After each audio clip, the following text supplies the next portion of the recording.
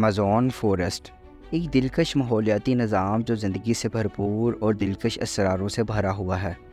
آج ہم اس جنگل کی گہرائیوں سے لے کر اس کے چھپے ہوئے خزانوں تک اس بات پہ روشنی ڈالیں گے کہ کیا یہ سچ ہے کہ اس جنگل میں ایسے بہت سے خوفناک پہلو ہیں جسے آج تک کوئی نہیں جان سکا۔ پوڈکاسٹ میں خوش آمدید۔ ایمیزون برساتی جنگل، جسے ایمیزون جنگل یا ایمیزونیا بھی کہا جاتا ہے، ایمیزون بوئم میں ایک نم بورڈ لیف ٹراپیکل برساتی جنگل ہے جو جنوبی امریکہ کے بیشتر ایمیزون بیسن پر محیط ہے۔ یہ بیسن 70 لاکھ اسکوائر کلومیٹر یعنی 27 لاکھ اسکوائر میل پر محیط ہے، جس میں 55 لاکھ اسکوائر کلومیٹر یعنی 21 لاکھ اسکوائر میل بارش کے جنگلات سے ڈھکی ہوئی ہے۔ اس خطے میں 9 اقوام کا علاقہ اور 3344 باضابطہ طور پر تسلیم شدہ مقامی علاقے شامل ہیں۔ ایمیزون زمین کے باقی برساتی جنگلات کے مقابلے میں زیادہ کی نمائندگی کرتا ہے اور دنیا میں ٹراپیکل برساتی جنگلات میں سے سب سے بڑا جنگل کہلاتا ہے، جس میں 390 بلین مختلف درخت شامل ہیں۔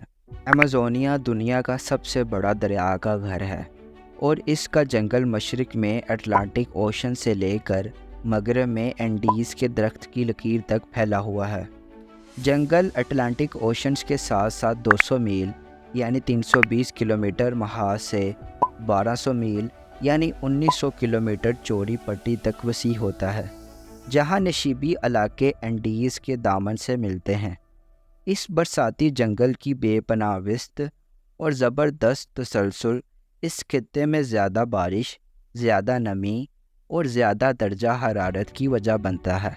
ایمیزون دنیا کا سب سے امیر اور سب سے زیادہ متنوع حیاتیاتی ذخیرہ ہے، جس میں کئی ملین کیڑے، پودے، پرندے اور زندگی کی دیگر اقسام شامل ہیں، جن میں سے اکثر کا سائنس کے ذریعے ابھی تک کوئی ریکارڈ نہیں ہے۔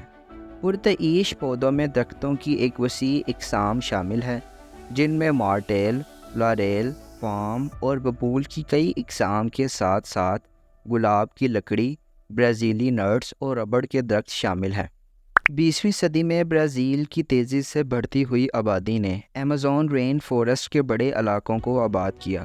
آباد کاروں کی طرف سے لکڑی حاصل کرنے اور رہنے اور کھیتی باڑی بنانے کے لیے زمین کو صاف کرنے کے نتیجے میں ایمیزون جنگل کا بڑا سائز کم ہو گیا۔ برازیل اپنی سرحدوں کے اندر ایمیزون بیسن کا تقریباً 60% حصہ رکھتا ہے اور اس کا تقریباً 15,83,000 مربع میل یعنی 41 لاکھ مربع کلومیٹر 1970 میں جنگلات سے ڈھکا گیا تھا۔